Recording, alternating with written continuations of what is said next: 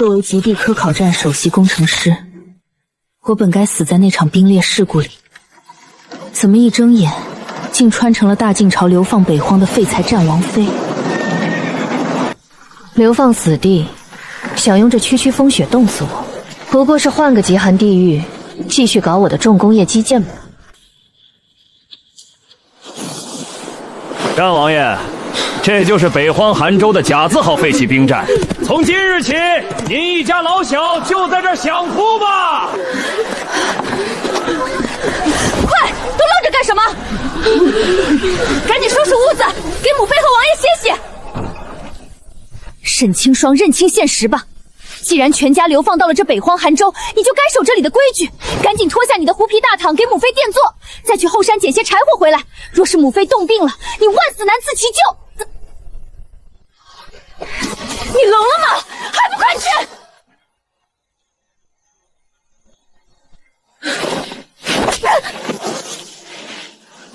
风力8级，零下30度去后山捡柴，你想死，别拉上我。放肆！你一个正妃，伺候婆母本就是你的本分。木屋里没有柴火，你是想让哀家和王爷活活冻死吗？就算有柴火，你们也会冻死。迎风面破损，屋顶坍塌，里面会形成穿堂风。今晚睡在里面，跟睡进冰棺材没区别。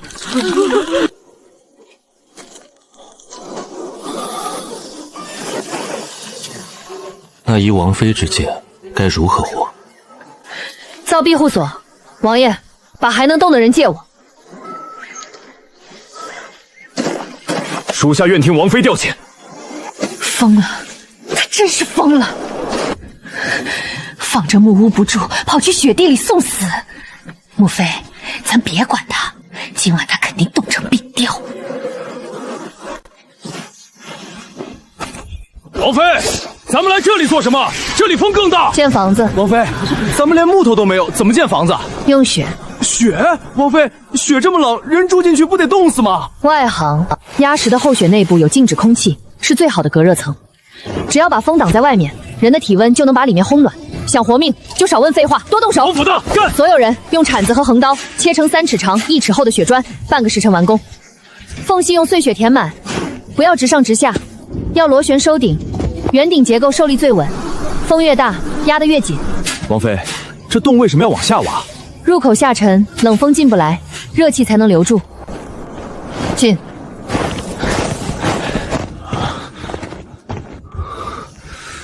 暖的，这雪屋竟然真是暖的。干活的人一人一碗，没干活的没有。多谢王妃救命。至于木屋里那几位尊贵的主子，就好好体验下风寒效应吧。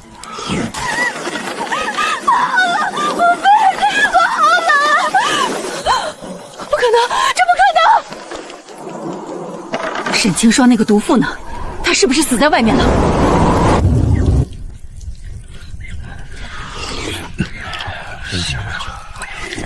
王妃，风挡住了，可没火，大家熬得过初1，也熬不过15啊！带上镐头和布袋，跟我去后山。这韩州后山连库支都没有，去捡石头吗？不捡石头，挖黑金。王爷，借你的人一用。你到底想要什么？我要让雪屋能热得出汗。王爷若想活命，就让他们跟我走。韩昭，从今以后，他的命令就是本王的命令。姐姐，这大清早又要折腾什么？后山可是有野狼的，你可别把最后的护卫都害死了。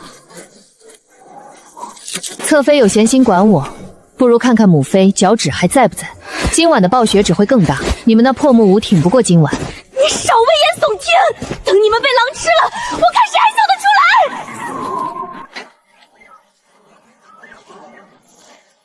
挖这里，往下挖3尺。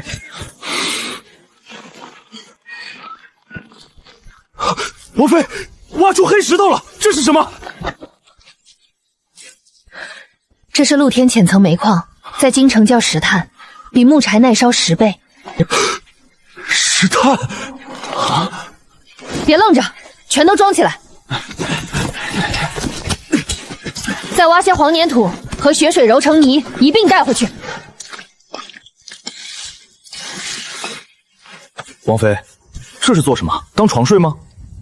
这叫地龙火炕，直接在血屋里烧石炭会产生毒气，把我们全憋死。这火炕里面是空的，火在炕头烧，热气走炕底，再从屋外排出去。毒气出去了，热量全留在泥砖台上。热，太热了！王妃，这火烫简直是仙家法术。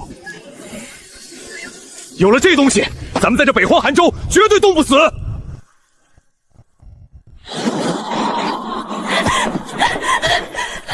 姐姐，母妃在木屋冻得快不行了。姐姐这里既然这么暖，快给母妃腾个位置。还有我也快冻僵了。沈清霜，你疯了！我是王爷的侧妃，你敢这样对我？林婉柔想取暖，拿劳动来换，不干活的废物，给我滚！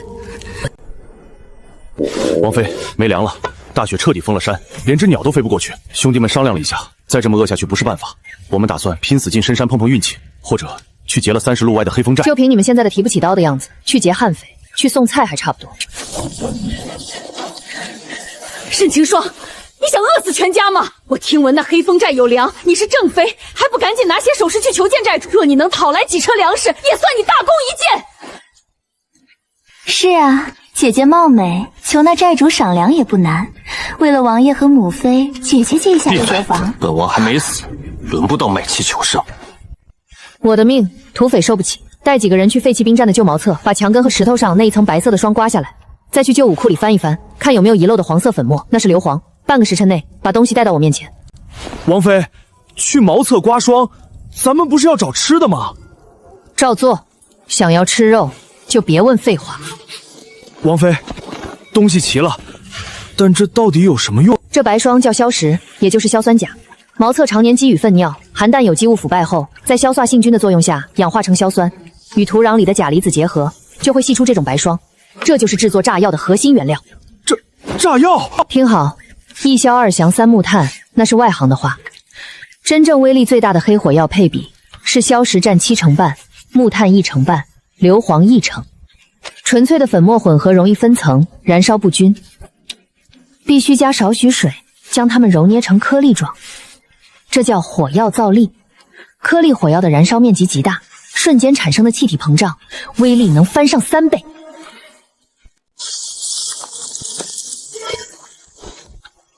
所有人退后50步，捂耳，张嘴。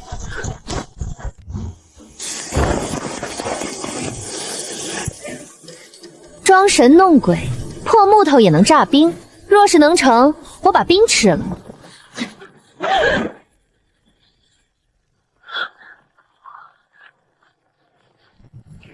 点火吧，围过去！鱼，全是鱼！天啊，鱼怎么自己跳出来了？这叫物理学和生物学。厚冰封河，水下极度呼吸口，加上夜晚鱼类有趋光性，你们手里的火把就是指引他们跳出来的明灯。捞，给我往死里捞！韩统领，给我和母妃盛2碗，多盛点鱼肉。我记得有人说，如果能炸开冰面，他就把冰块吃下去。想喝汤？行啊，把这块冰吃干净了，我赏你一口汤底。沈清霜，你欺人太甚！欺人太甚？你劝我去给土匪送上门的时候，怎么不觉得欺人太甚？我不养废物。王爷，这北荒寒州的鱼可还合您的做口？极好，有王妃在，这寒州未必比京城差。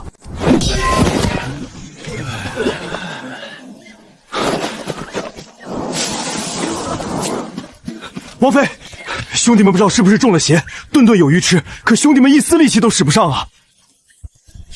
不是中邪，是缺盐了。缺盐？人体若长时间不摄入盐分，体内的电解质，也就是维持气力的根本就会流失，轻则四肢无力、头晕鲜花，重则脏器衰竭而死。这附近100里之内可有盐源，哪怕是卤水井也行。王妃，这北荒寒州哪来的盐井啊？倒是西边有一片白茫茫的死湖，可那是毒湖啊！毒湖？回王爷，那湖边结的全是白花花的硬块，看着像盐，但苦涩无比。前2年有个流放的犯人实在没盐吃，去敲了一块田，没半个时辰就口吐白沫，肚皮胀得像皮球一样死透了。当地连野兽都不敢靠近。苦涩致死，那是伴生着大量氯化镁、硫酸钠以及重金属杂质的粗盐碱。人吃了当然会中毒。带上4个还能走动的兄弟，拿上木桶和铁铆，跟我去毒湖。王妃，那可是要命的东西！闭嘴，去把毒壶搬回来。我给你们变出比京城贡盐还要金贵的雪花盐。疯了，他绝对是疯了！母妃，他这是要毒死全营啊！妖女，王爷，你快拦住他！他若是在营地里炼毒，咱们全家都要给他陪葬。韩昭，把那窗户钉死。本王不想听见狗叫。是。第一步，高温溶解。水能溶解盐，也能溶解一部分杂质。去找一个底部漏水的破木桶来。现在我要教你们怎么做多级物理吸附过滤塔。最底层铺上一层洗干净的蜜汁粗幕布，用拦截半截大颗泥沙铺2寸厚的粗河沙，第3层铺1寸厚的细河沙。这2层纱网能滤掉悬浮的微小泥垢，铺上厚一层木炭碎。王妃，木炭黑乎乎的，这水倒进去岂不是变得更黑？这叫活性炭吸附。木炭在燃烧和萃水后，内部会形成无数肉眼看不见的微空。这些微空的表面积大得惊人，不仅能将水里的异色异味吸附得干干净净，更能吸附掉毒盐里的那些重金属毒素。这才是化毒为宝的杀手锏。天哪，水清了，连那股刺鼻的毒臭味都没了。洗净铁锅，把过滤后的清水重新倒进去。最后一步，蒸发结晶。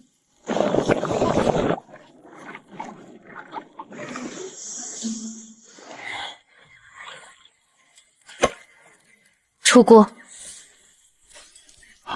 不苦，一点都不苦。王爷、王妃，这比京城贡盐还细。沈清霜，你究竟还藏着多少惊世骇俗的本事？能在这杭州活下去的本事。姐姐，既然你炼出了好盐，理应先拿来送供奉母妃，快给我装一碗来。这没盐的破鱼汤，母妃一口都吃不下了。行啊，拿2筐石炭换1勺盐。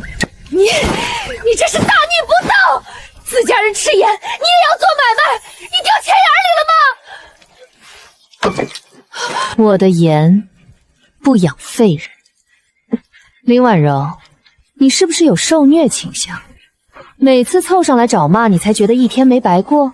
滚去干活，不然以后连白水煮鱼都没你的份儿。报！王爷、王妃，不好了！黑风寨杀来了50多号人，说是闻着咱们这儿的鱼腥味来的，要把咱们的粮和盐全抢了，男人杀光，女人带回寨子里去。韩昭，列阵，死战！慢着，正愁接下来盖高炉、建温室没苦力干活呢，这不免费劳动力就自己送上门了吗？里面的人听着，把粮食、肉，还有全虚全伪的女人交出来！若是敢反抗，全给你们剁了喂狼！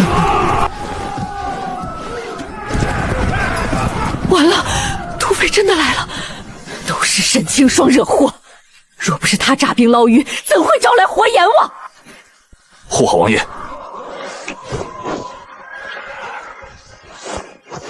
哟，这北荒的雪窝子里还藏着这么个极品小娘子，你是自己上马，还是大爷绑你上去？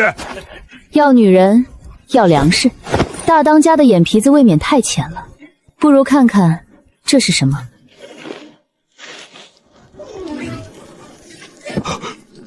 这是盐，没有苦涩的极品雪花盐。这冰天雪地里哪来的贡品精盐？大当家懂货就好。这一小袋黑市至少10两金子，而这冰战里还有整整10大缸，不知这笔买卖够不够买你几把破刀？10大缸在哪儿？敢骗我，老子活包了你！盐太金贵，受不得风雪。大当家不如带上10几个心腹进屋慢慢验。谅你们也玩不出花样，跟我进屋。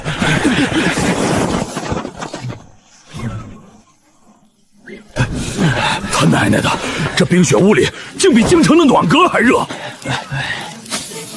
底下烧的什么邪门玩意儿？这是13火炕，大当家先坐，盐在暗格里，我这就去拿。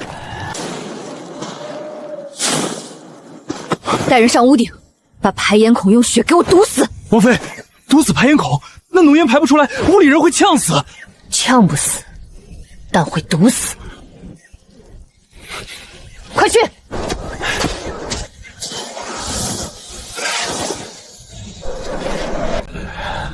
家，我怎么觉得头有点晕？不对劲儿，这屋子有毒！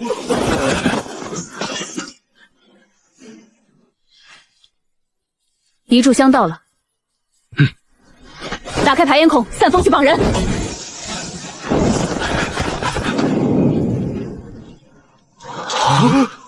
把外面几十号人围了。头目在我们手里，他们不敢动，全部缴械，用铁锁给我串起来。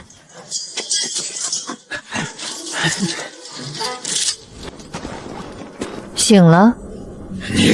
你这个妖女，有种放开老子！真刀真枪干一场！真刀真枪，你们也配？这世上能吃我盐的人，只有死人和有用的人。从今天起，没有黑风寨，只有北荒韩州第一劳改大队。每天200斤石炭或100斤铁矿，完不成饿死，赶逃喂狼。干不了，这活根本干不了。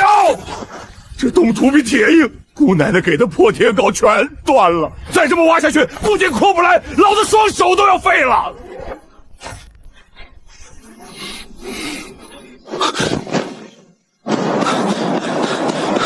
王妃，不能再逼他们挖了。咱们从兵站翻出来的50把铁镐已经断了30把，没趁手家伙，这矿场只能停工。工具断了，就重新炼。后山不是刚挖出一批赤铁矿了吗？炼不了的，王妃，咱们只有石炭，没有上好木炭。石炭炼铁乃是工部100年来都无法攻克的死局。石炭炼铁，铁器脆如琉璃。那是工部不懂化学。石炭里的毒叫硫磺，拔了毒就行。想活命就听好每一句话。第一步，烧耐火砖，去河床挖白色石英砂，以7成粘土、3成石英砂的比例混合，再掺碎干草，放进土窑里，用最高温烧透。这种砖能抗住2000度的高温不化。第二步，炼胶，把石炭砸成核桃大小，堆成圆锥形的窑，用泥巴把外面全部封死，只留几个极小的通气孔。王妃，封死怎么烧得旺？就是要闷烧，这叫隔绝空气干净。在极度缺氧的高温下，水分和硫磺毒气会被逼出来，剩下的叫秋炭，不仅没毒，温度更是木炭的2倍以上。王妃，铁矿石和敲炭都备好了，可以下料了吗？等等，还差一味药引子。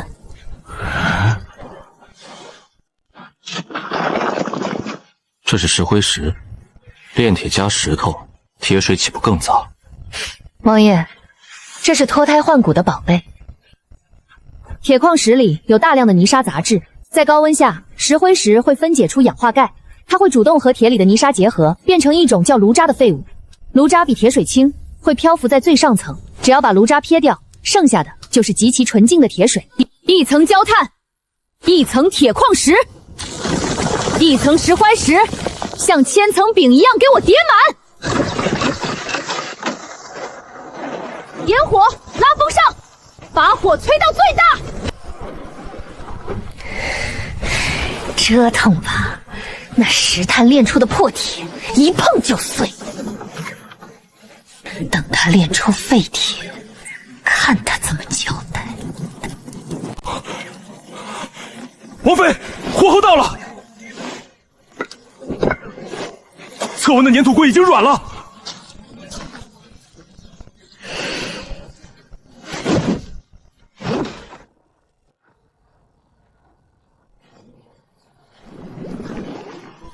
出铁了！真的出铁了！真的出铁了！铁水含碳高，这是生铁。生铁硬但脆，要把它变成削铁如泥的钢，就必须百炼成钢。趁热给我砸，把多余的碳分砸出来。韩照，拔出你的剑。王妃，属下这把剑可是上品，您的刀若被折断……少废话，双手握剑，全力格挡。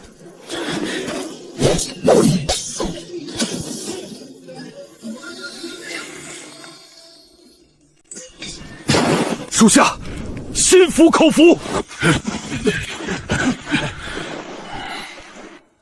疯了，这世界疯了，他到底是个什么怪物？工具的问题解决了，从明天起，铁镐铁铲厂开造，高炉建成，重工业地基打下了。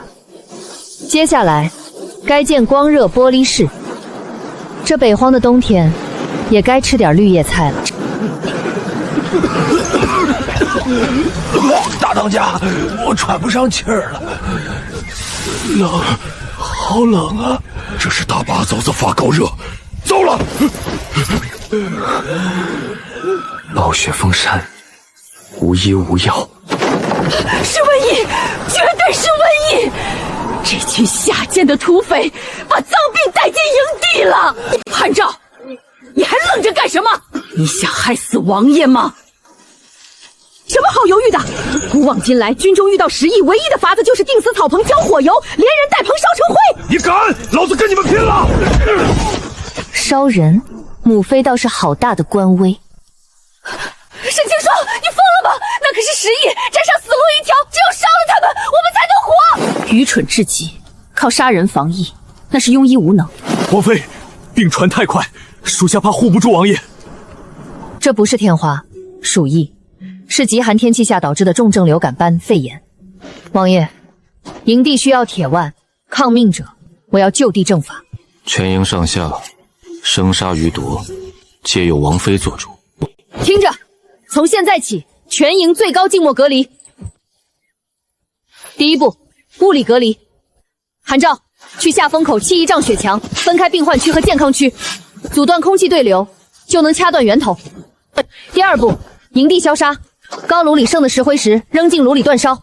王妃，烧石头干什么？石灰石高温煅烧后会变成生石灰，把它撒在营地的每个角落和废坑和病患的呕吐物上。生灰石遇水会发生剧烈的放热反应，生成强碱性的熟石灰，能瞬间破坏病菌的细胞坯，把它们杀得干干净净。第三步，个人防护，每人1块，这叫活性炭过滤口罩，木炭微孔能吸附带病菌的水墨，必须时刻佩戴，谁敢摘，不用等病死，我先砍了他。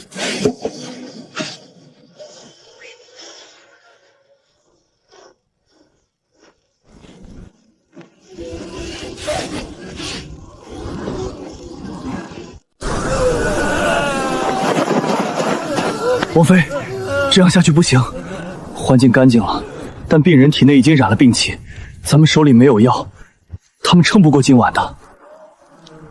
深山里有麻黄和柴枯，大雪之前我让人采过一些，但是普通水碱药药效太慢，根本压不住这种急性肺部感染。你需要什么？我要高纯度的烈酒，只要提纯出70度以上的酒精，不仅能用来直接给病人进行物理降温，对伤口和用具进行深度消毒。连饭都快没了，哪里有酒？没有，我就自己造。谁说发霉的粮食只能扔掉？真菌发酵就是最好的酿酒原料。去，把高炉旁边那个用来倒水的生铁管子给我拆下来。今天我要在这冰天雪地里搭一座令和工业蒸馏塔。王妃，没米人都吃不得，就算酿出来也是毒水啊！不懂就闭嘴，多看多学。发霉的粮食表面布满了真菌和酵母菌，这些微生物在无氧环境下会将粮食里的淀粉和果子里的糖分分解，这在生物学上叫无氧发酵。发酵的产物就是乙醇，也就是酒。搬出去，上锅。王妃，这管在哪里？接到那个装满冰雪的大木桶里，把铁管在冰雪桶里盘几圈，最后留个出水口在下面接好。这叫冷凝回流蒸梨塔，水烧开要到100度，但酒里的乙醇只需要78度，就会沸腾化作熏乳。78度，只要控制好火候，不让水大滚，锅里蒸腾上去的就全是纯粹的酒气。酒气顺着铁管往上走，一旦进入那个装满冰雪的木桶里，遇到极寒，酒气就会瞬间冷凝，重新变成水滴落下来，那就是去除了所有杂质和水分的最高纯度的生命之水。点火，控制火势，只需中火。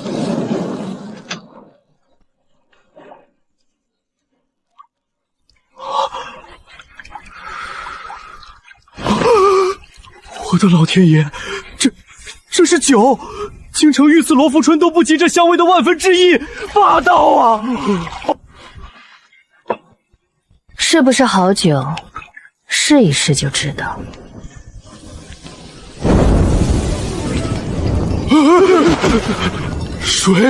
水竟然点着了！能燃起纯蓝火焰，证明超过70度。这不叫水，这叫医用酒精。走，救人！大当家，兄弟们怕是挺不过今晚了。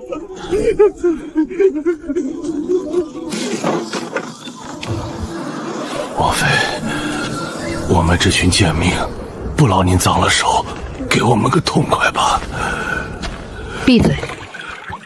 阎王爷今天不敢收我的人，用烈酒擦拭他们的脖颈、腋窝、腹股沟，酒精挥发极快，会带走体表大量的高热，这叫物理降温。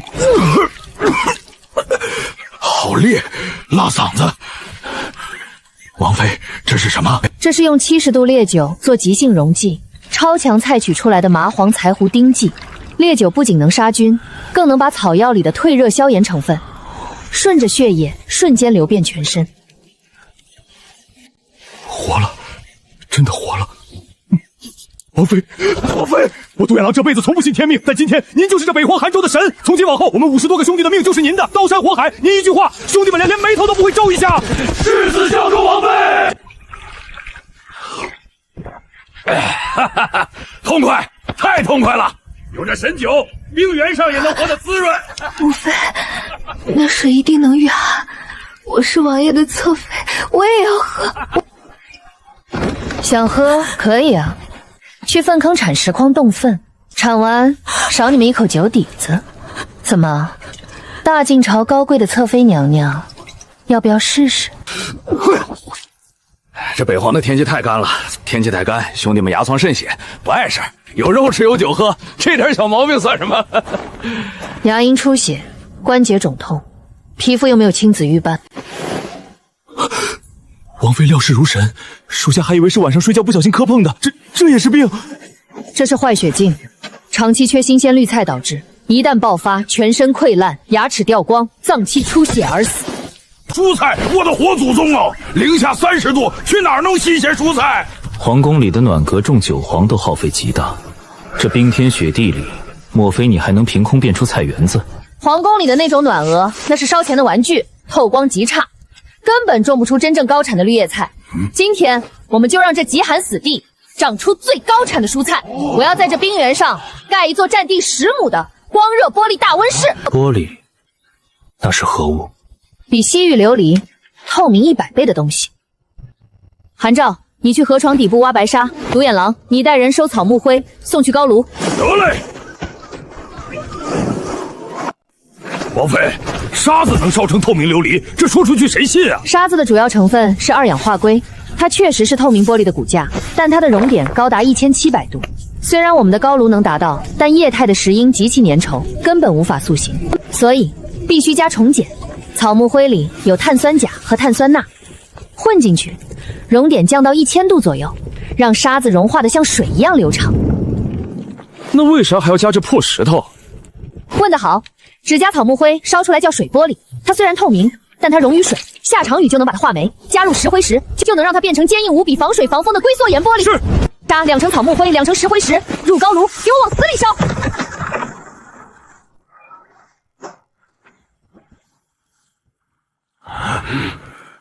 倒上去。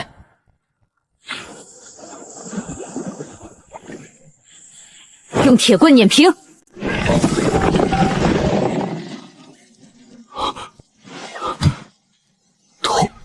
透明的！我的天哪！隔着这东西，我连大当家脸上的毛都能数清。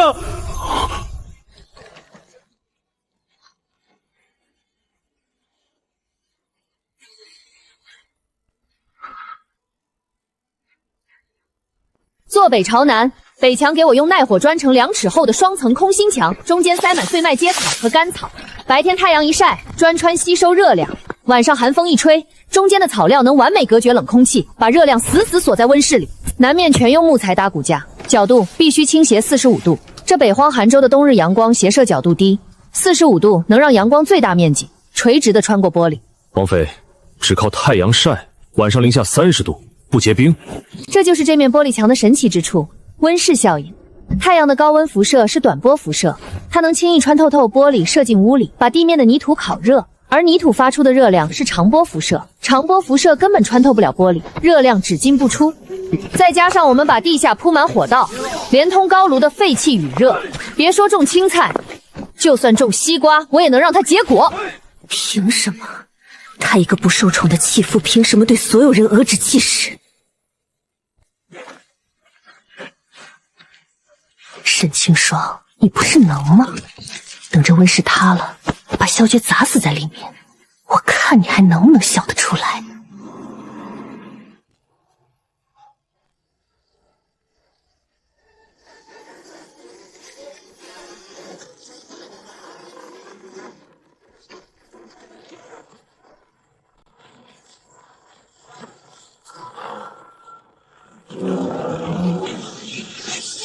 王爷！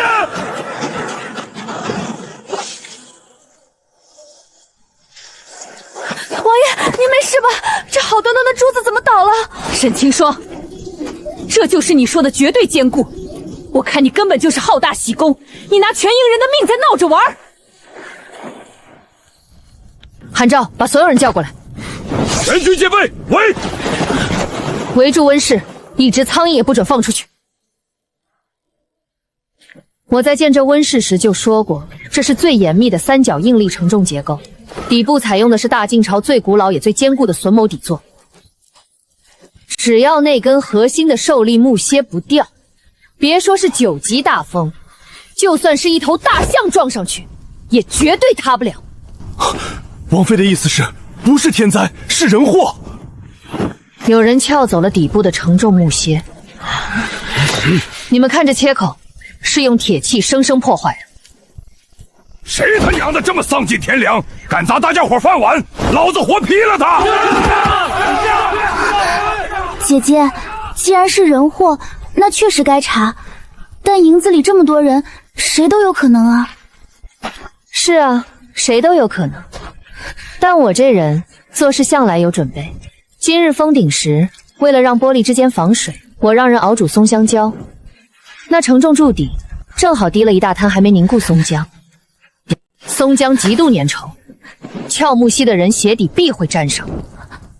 再去砖窑搬砖，就必定会沾上红色砖粉。韩昭，把他的鞋给我扒下来！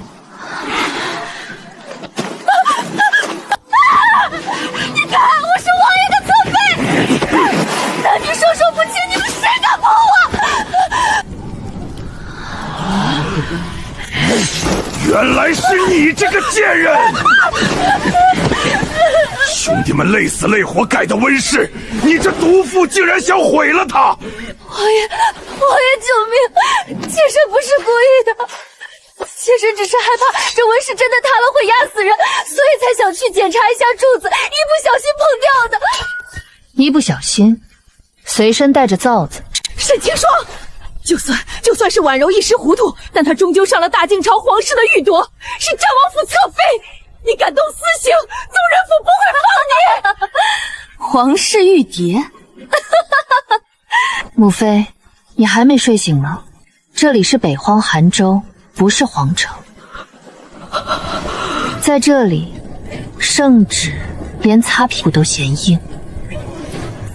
我沈清霜的营地只有一条铁律，谁砸我基建，我就砸谁的命。王爷，这战王府的毒梅是我来切，还是您亲自来？本王的王府不养内鬼，逐出营地，生死由命。母妃救我，外面是零下30度。姐姐，我错了，求你让我进去，我再也不敢了。韩昭，独眼狼，带兄弟们换珠子，天亮前必须封顶。誓死追随王妃。王妃，这外头的风向乱成一锅粥，一会儿刮北风，一会儿刮东风。您造的这风车怎么完全不受影响？它怎么还转这么快？这叫垂轴风力发电机的原始机械版。大晋朝传统的风车是水平轴，必须人工转动方向去迎风。但我造的这个叶片是垂直于地面的半圆风体，无论这北荒韩州的暴风雪从东南西北哪个方向刮上来，它都能自动捕捉风能，永不停歇的旋转。风车旋转的机后拧带动底部的齿轮水泵，将深埋在冻土层下的地下水强行抽上来。可地下水也是冰的，浇地里菜不就冻死了？水管没直接进地，而是绕过高炉往道走了一圈。王爷好眼力，高炉废气几百度，直接排掉就是浪费。冰水在铁管里热交换，进来就是温水。滴灌菜根，也给泥土铺地暖。加上玻璃屋顶锁热，这屋里永远是春天。别愣着了，脱棉袄，进来收菜。是。绿色的，真的是绿色的叶子。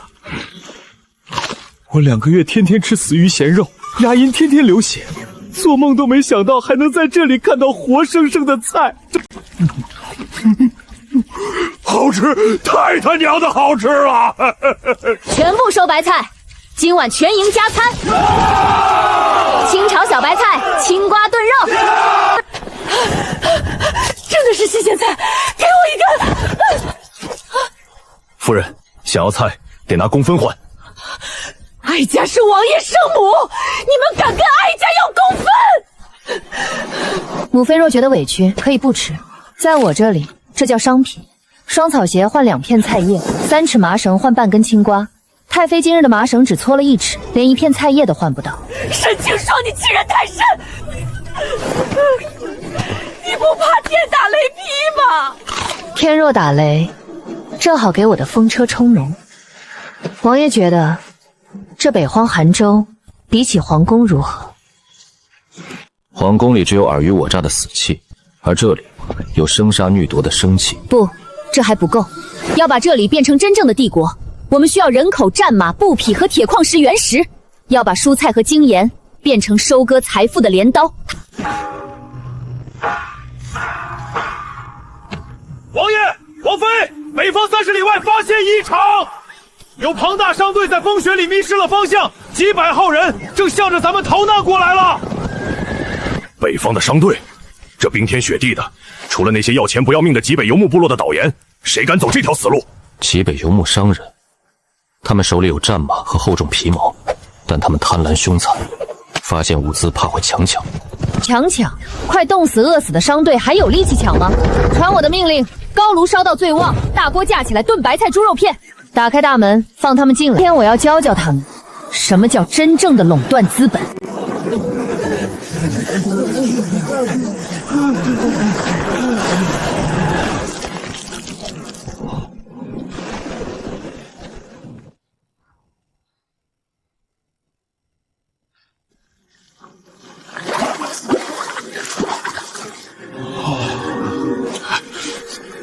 绿叶菜，零下30度的北荒，竟有新鲜绿叶菜。这位壮士，我们是极北雪狼国边境商队，突遇暴雪迷了路，求行个方便，卖几碗热汤，再给几盆炭火，这金子全归你。10两黄金在京城能买下一座酒楼，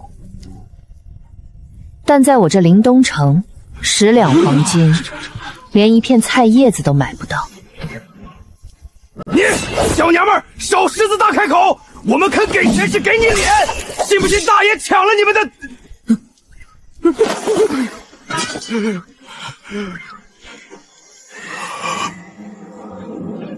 误会，都是误会！城主大人息怒。不知这热汤和蛋铁，您要什么价才肯卖？这就对了，做生意就该和气生财。我不缺黄金，黄金不能当饭吃，也不能御寒。我要你们商队里的战马、铁矿石原石，还有用来御寒的棉花和皮毛。城主，这是何物？这是能让你们在风雪中活着走回极北的宝贝——蜂窝煤。1块巴掌大的蜂窝煤，不仅完全没有毒烟，甚至能烧3个时辰。除了蜂窝煤，我再给你看2样东西，尝尝。没有苦味，这是真正的极品公盐。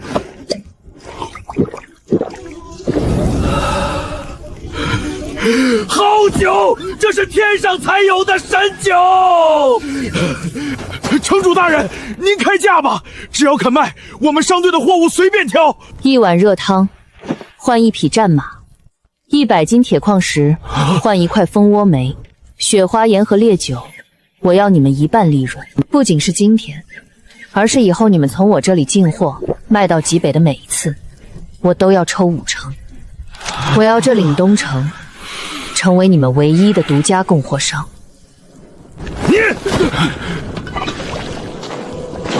钱柜可以不买，大门就在那儿，慢走不送。等你们在外面冻浆、战马、皮毛、矿石一样全是我的，只不过麻烦我的人出去捡一趟罢了。我签，我都签。从今往后，林东城就是我们唯一供货商。王妃，您这空手套白狼，比我们当年拦路抢劫还狠100倍呀！这不叫抢，这叫贸易顺差。有了这批物资，我们就能扩建高炉，打造真正的重装骑兵。你用菜叶和煤掐住了雪狼国商人的咽喉，假以时日，整个北方经济命脉都会握在你手里。这只是个开始，极北的财富，我迟早全榨干。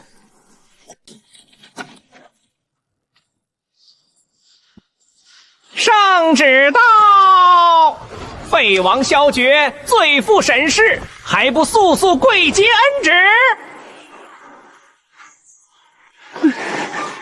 城里的人都死绝了吗？还不速速开门迎接圣旨？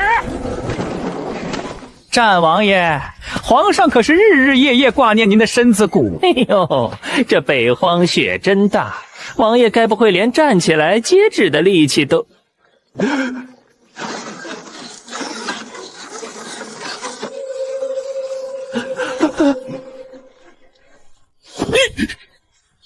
们，赵公公大老远跑来宣旨，辛苦了。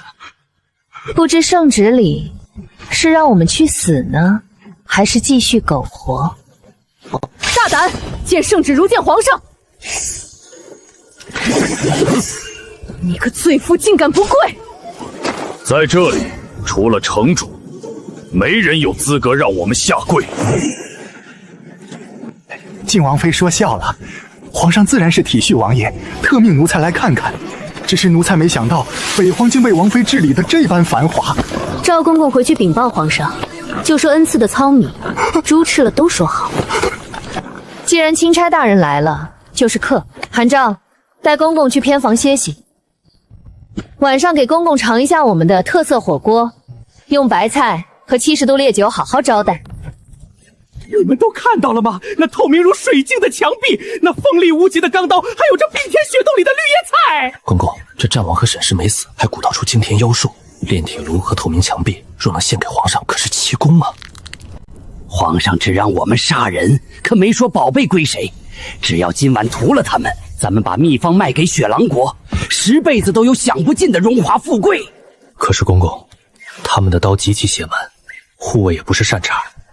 哼，怕什么？明枪易躲，暗箭难防。他们再厉害，终究只有几十号人。今晚子时，等他们睡熟了，你们放火烧了那玻璃屋子，引开护卫，咱们直捣黄龙，砍了萧决和沈清霜的脑袋。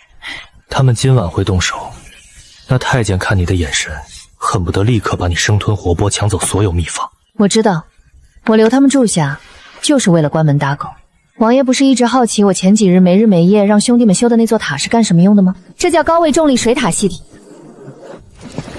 我们用垂直风力发电机将河水抽进10米高的塔顶水箱里，根据流体力学原理，水的位置越高，它蕴含的重力潜能就越大。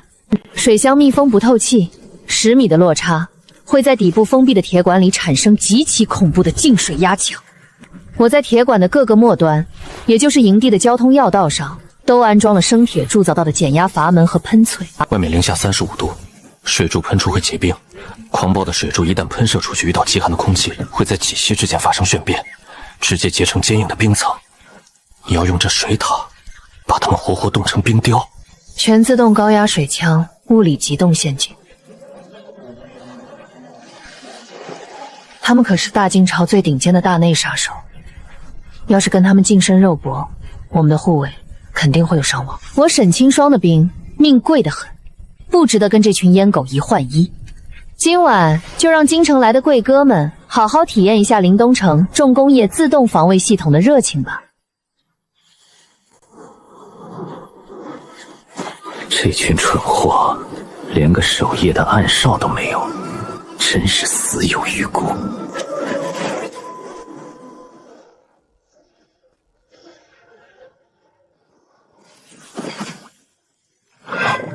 什么东西？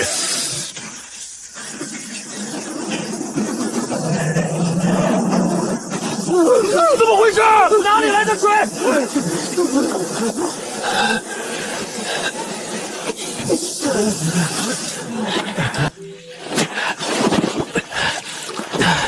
雕虫小技，只不过是用水泼人，立刻运转内功罡气，把身上的水烘干，杀了那个贱妇！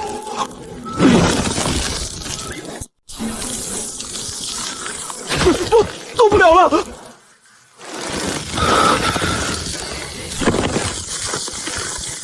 首领，我的腿没知觉了。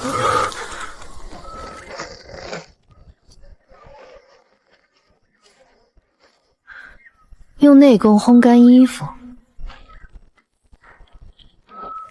你们这群古人对热力学定一无所知。我设计的那些生皮喷瓷，出口被极度压缩，当10米落差的高压水流冲出时，会在空气中发生剧烈的雾化效应，水滴被撕裂成无数微小的水雾，扁面积成几何和倍率疯狂暴增。这零下35度的绝对低温空气中，雾化水滴的对流换热效率达到了极点。也就是说，当这些水雾沾到你们身上的那一刻，过冷灌线就已经开始了。液态水会疯狂吸收你们体表的温度，瞬间结晶成冰。你们的内功再强，产生的热量也绝对比不上零下35度冷空气剥夺绝对压制速度。给我动！妖术，妖术，这是妖术！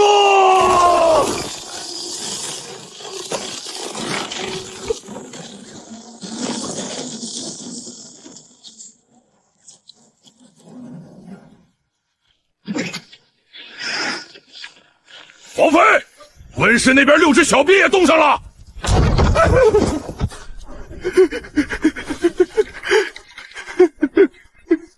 做得好，赵公公，这么晚还没睡啊？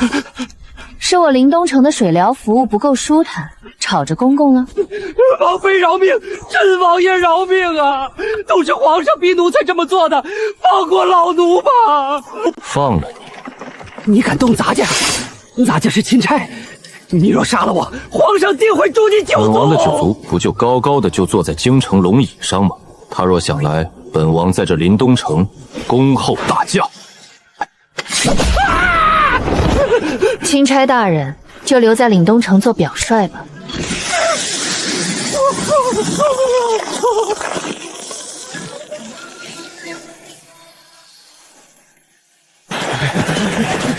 好，动得好！誓死追随王妃，誓死追随王爷，追随王妃，追随王爷。钦差死了，我们的退路就彻底断了。本王从流放起就没想过要退。青蛇，这流放死地的绝地反击，你打得极漂亮。接下来，陪本王建一座谁也攻不破的帝国。一座城算什么？只要高炉的火不灭，整个天下我都给你用钢铁打下来。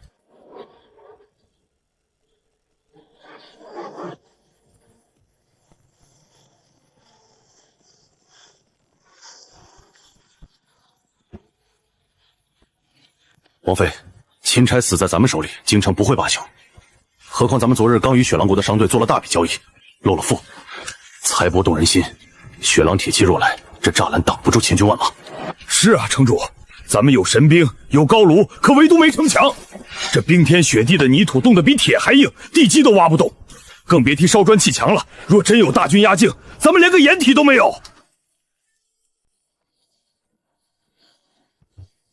谁说没有城墙？既然老天给了我们零下35度的绝对低温，那我们就用老天的武器，一夜筑城。一夜筑城。独眼狼，把咱们从商队换来的劣质棉花碎棉炮拉出来。得令。还有咱们剩下的木屑干草也统统给我拉出来。韩照，用高压水枪在外围喷水，把木屑和棉花掺进水里。属下领命。王妃，冰墙虽硬，但也最脆。敌军若是用攻城锤一砸，就会大片碎裂。纯水冰确实脆，但加了料的冰就叫复合材料。水在结冰时，分子结构是脆弱的晶体，但如果我们在水里掺入14%的木屑、棉花等纤维质，这些纤维就会像钢筋一样死死穿透并拉扯住冰晶的结构。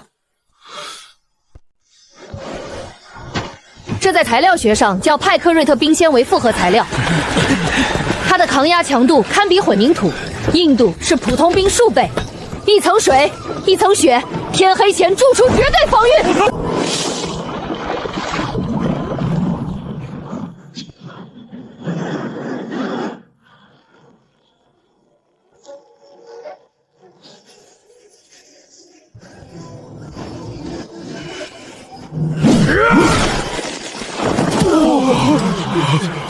我的亲娘四舅奶奶，这他娘的哪里是冰，这简直是生铁浇筑的铜墙铁壁呀！王爷，流放罪妇沈清霜今日已经死在这北荒的寒风里了。大靖的战王也死了。从今日起，这里不再是废弃兵站，而是天下最自由、最坚固的钢铁之城——临东城。本王与王妃清霜共掌此城，犯我临东城者，虽远必诛！城主万岁！王爷万岁！誓死保卫临东城！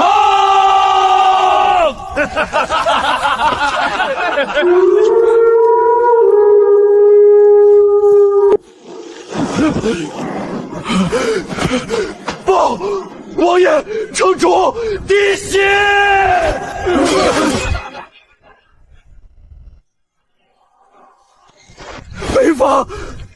北方地平线上全是火把，数不清的火把，是雪狼国的图腾大旗，10万，至少有10万铁甲大军。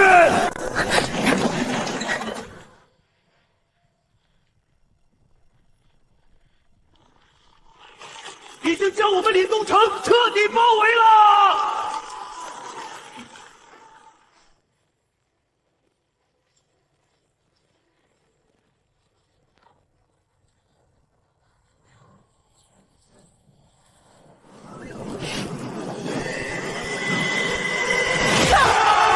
沈清霜，萧绝，你们没想到吧？我林婉柔从地狱里爬回来找你们了。你们城里有吃不完的营盐，有能种出蔬菜的水晶房子，还有能炼出神兵的炉子。我已经把这一切全都献给了雪狼国的大军，10万铁骑在此。今夜我要看着你们的城墙被踏碎，我要把你们挂在城头上，让你们尝尝被活活冻死的滋味。王爷城主，咱们这是天要亡我呀！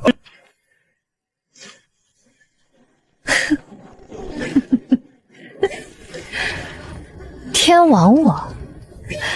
我前2天还在跟你抱怨，咱们的高炉要扩建，煤矿要深挖，重工业流水线要上马，手里这几10个苦路根本不够用。